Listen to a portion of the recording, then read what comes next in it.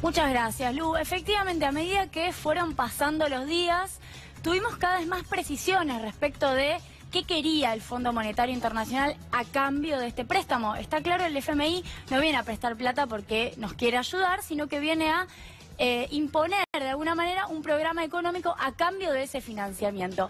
Hoy particularmente se dio a conocer un documento de Hacienda, es decir, a cargo de Duhovne, que muestra estos números que ahora voy a pasar a explicar y que ratifica lo que para muchos de nosotros era muy evidente, que es que el FMI venía a proponer un ajuste fiscal y ese ajuste no era una posibilidad y nada más. El FMI vino a proponer lo mismo que en algún momento ya propuso, es decir, no estamos hablando de un nuevo fondo.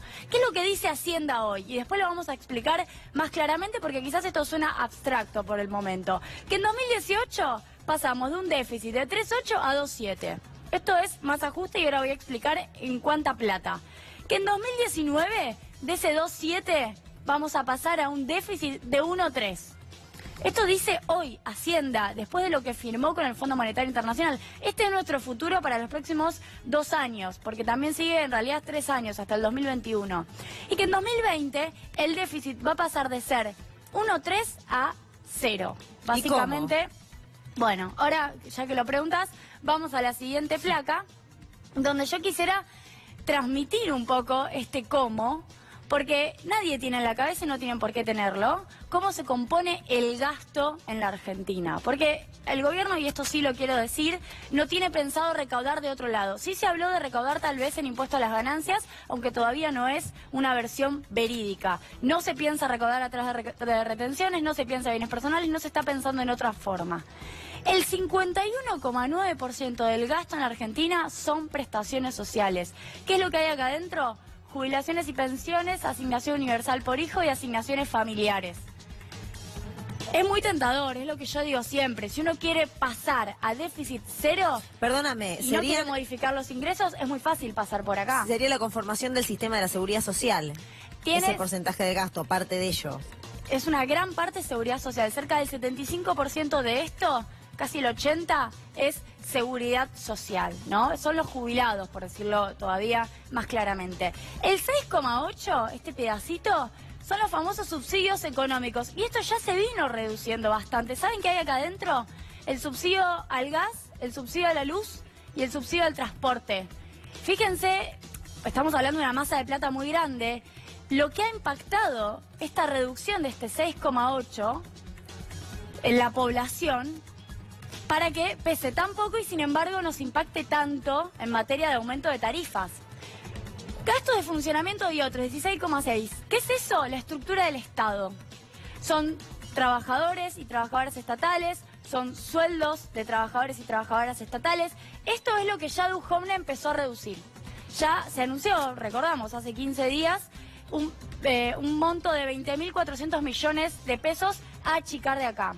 Transferencias a provincias, Julia, otro rubro que para los gobernadores los tiene muy inquietos. Julia, intervengo para hacer un comentario. En una primera apreciación, en una primera mirada, yo veo cómo se compone el gasto y si el objetivo es que ese gasto se tiene que achicar, se tiene que reducir, van a, entre comillas, a atacar, si no lo hacen por otra vía, porque así lo decidieron, los lugares donde mayor porcentaje se lleve ese gasto. O sea, uno en una primera mirada puede pensar que el ajuste va a venir por los jubilados o por algún componente de la seguridad social o, como recién anunciabas, y que se va a recrudecer, el achique de Estado, o sea, la expulsión de trabajadores que dependen directamente del Estado. ¿Puede ser esa la primera mirada? Efectivamente, la mirada es que a una meta que se dirige a reducir el déficit prácticamente a cero, hay que pasar por todos los rubros.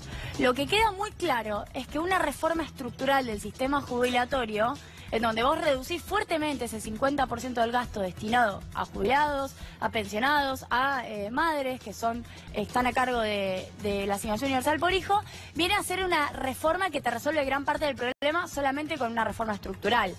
Lo que pasa es que, claro, hay otras cosas. Intereses de deuda, ahí abajo, 9,5%, no se pueden reducir, no se pueden tocar. ¿Por qué? Porque son los intereses que año a año les estamos pagando a los acreedores porque nos estuvieron prestando plata durante 2 años. Y esta es la gran discusión que muchos economistas plantean. Hay un rubro del gasto que uno nunca toca, porque encima se agrandó bajo este gobierno y todo lo demás lo tiene que ajustar al servicio de que se puedan pagar esos intereses, que quiero decir que están más grandes de lo que estaban hace 2 años y van a seguir creciendo ahora con el acuerdo del Fondo Monetario Internacional. Vamos a tener que pagar más intereses de deuda año a año. Yo quiero ir a una última placa para ilustrar qué es lo que este año tiene que ajustar sí o sí Duhovne para llegar a la meta que ya acordó con el FMI. Necesita llegar al 2,7%. Para eso necesita entre 60.000 y 70.000 millones de pesos menos de ajuste. Ya anunció 20.400 millones de pesos a través de despidos en el sector público y otros gastos del Estado. Se habló de los viajes, se habló de los taxis, se habló de una gran cantidad de rubros que a mi criterio no son muy significativos. Gran parte de ese ajuste va a venir con vencimiento de contratos a fin de año, ¿no? Por eso es tan polémica la cláusula de UPCN en la paritaria, en donde dice no hay despidos por 2 meses, por 60 días. Claro, porque los despidos ya se pactaron para diciembre. No importa si uno pacta 2 meses, 3 meses, 4 meses sin despidos. Los despidos en el Estado van a materializarse en diciembre. Julia, yo mientras te presto atención y observo y analizo, por supuesto, en detalle todos los datos que vos brindás de manera muy entendible, además para quienes no comprendemos tanto la economía, es que el ajuste va a venir para los trabajadores o para los sectores más vulnerables, por lo que vos por lo menos estás presentando hasta ahora. ¿También es una lectura que va por ese lado, que es correcta? Efectivamente, es eso, es empleo estatal, son salarios de los trabajadores estatales. Por eso, además, el acuerdo, digamos, la respuesta del gobierno al pedido de la CGT fue que le daba un 5% más de paritaria, pero a los privados y no a los estatales. Porque claramente el objetivo es que el Estado se achique. Y además la obra pública, que acá está el segundo rubro.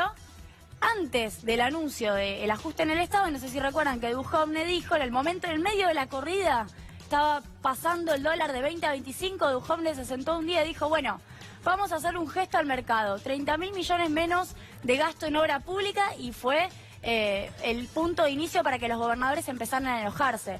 30.000 millones menos, ¿y esto qué es? A ver, esto no es sencillamente un nuevo hospital, una nueva escuela. Claramente, es que el hospital que se está cayendo no se va a arreglar, la escuela que había que sostener no se va a sostener, los móviles para la policía, digamos, una gran cantidad de las comisarías, una gran cantidad de rubros de la obra pública que estaban pensadas se ajustan. Eso se votó en el Congreso y sin embargo no se va a hacer. Bueno, y por último faltan unos 10.000 millones más, que por eso yo digo, ¿de dónde salen? No me extrañaría que en los próximos meses veamos algún anuncio de parte de Duhovne para terminar de cumplir con la meta solo de este año, porque la meta va increciendo hacia los próximos 3 años. Julia, muchas gracias por la